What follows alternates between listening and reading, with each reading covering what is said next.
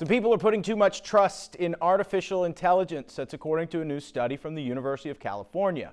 You're looking at a robot used in the study, along with the various responses that it gave. The study asked participants to make a life or death decision. 2 out of 3 times, people changed their minds based on what the robot said, even when they were told that it could be wrong.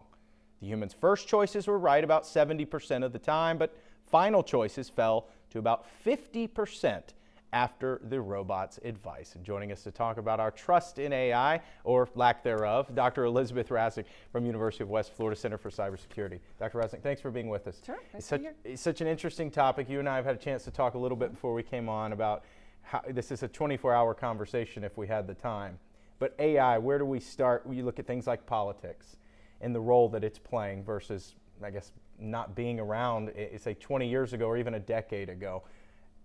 AI is playing a huge role across the spectrum now. Yes, so the big thing that AI has added to the political conversation is the speed with which it can generate material. So 20 years ago, even 10 years ago, it took far more effort to generate so much content that's posted online. Mm-hmm. Now AI tools can just generate it in the blink of an eye. And because AI is still a tool in its early stages, a lot of that content is not trustworthy. So you see now companies like Meta are using it in a long list of comments. They will compile through AI what they think the comments are saying and those kinds of things. Is that a type of AI we can trust? No. Yeah.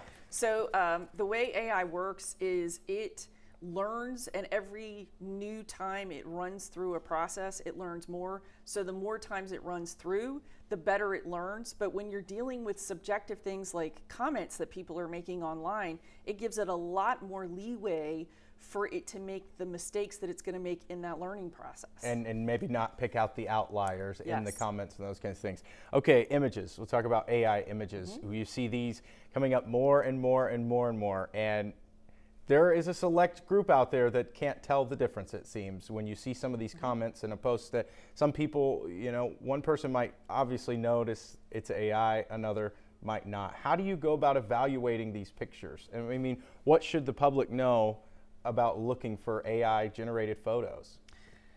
So, because we're in the middle of a political season right now, there are lots of people using AI to generate political figures in controversial or questionable situations. Mm-hmm. If you see that, don't trust it first, mm-hmm. look into it first. So look for another source that has more information about that person at that particular event or making that particular statement.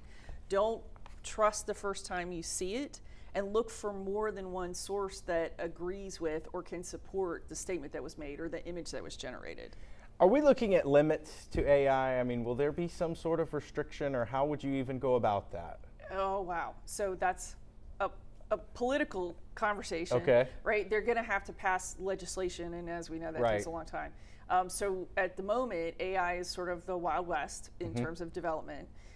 So it's difficult to say exactly what direction it's going to go in. It's like the internet was 20 years ago. We didn't quite know what direction it was going to head in and what the limits were going to be on it. Sure.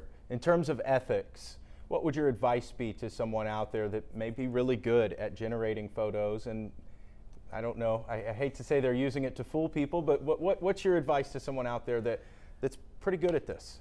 So if they're good at making AI images, there's nothing in the world that says they can't put a little watermark at the bottom that says AI generated image. Sure.